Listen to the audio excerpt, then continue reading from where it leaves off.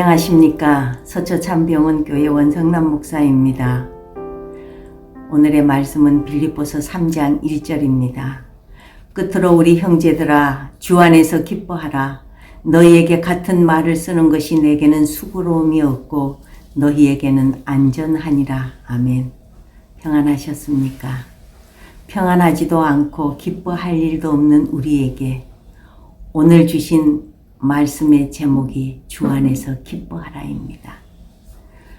바울은 지금 빌립보 성도들에게 기뻐하라고 권면하고 있습니다.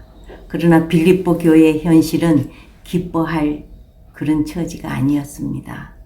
영적 지도자인 바울은 옥에 갇혀 있고 그 일로 비관하는 성도들과 바울을 위해서 파송했던 에바브로디도까지 죽을 병에 들렸다는 소식이 들려왔습니다. 교회 내부적으로도 심각한 문제들이 교회를 뒤흔들고 있었습니다. 유오디오와 순두계라는 두 여인은 악한 마음으로 교회를 분열시키고 있었고 유대주의자들은 할례가 중요하다며 신앙의 교리를 흔들어 놓고 있었습니다. 외부의 압박과 위험은 점점 고조되고 있었고 믿음이 아니라 행위로 완전에 이른다는 사상도 교회를 혼란하게 하고 있었습니다. 이런 와중에 바울은 빌립보 성도들에게 기뻐하라고 권고하고 있습니다. 물론 단서가 붙었습니다. 기뻐하되 주 안에서 기뻐하라는 것입니다. 하나님의 자녀들에게는 자녀들을 위해 계획하신 하나님의 미래가 있습니다. 우리의 종국은 분명히 성공이고 승리입니다. 우리의 결말은 영원이요, 상급이요, 기쁨과 행복입니다.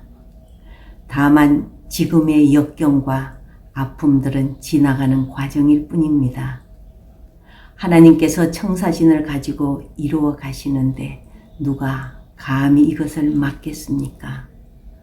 우리는 이것을 믿어야 합니다. 믿되 확실히 믿어야 합니다. 그러면 어떠한 상황에서도 기뻐할 수가 있습니다. 어떤 아버지와 아들이 사막을 지나고 있었습니다. 갈 길은 아직도 멀기만 한데 장렬하는 태양은 사정을 봐주지 않았습니다. 저는 사막의 그 모래바닥을 학생 때 체험이라는 이름으로 잠깐 디뎌보았습니다. 복사열로 지옥 같습니다.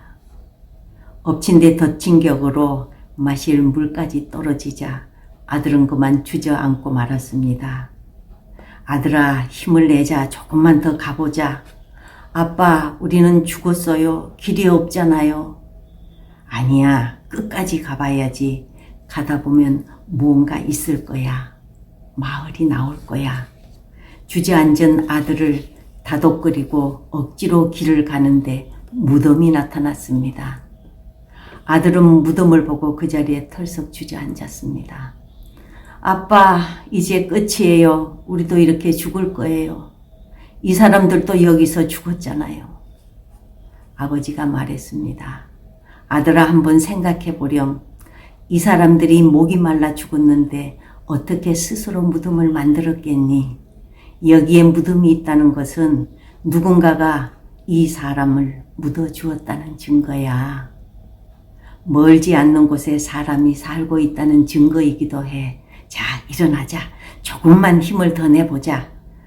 얼마 후 부자는 오아시스가 있는 마을에 도착했습니다. 그렇습니다. 무덤이 끝이 아닙니다. 하나님의 계획은 오아시스가 끝입니다. 그러므로 무덤을 보고 낙심하면 안 됩니다. 오히려 무덤 속에서 오아시스를 확신해야 합니다.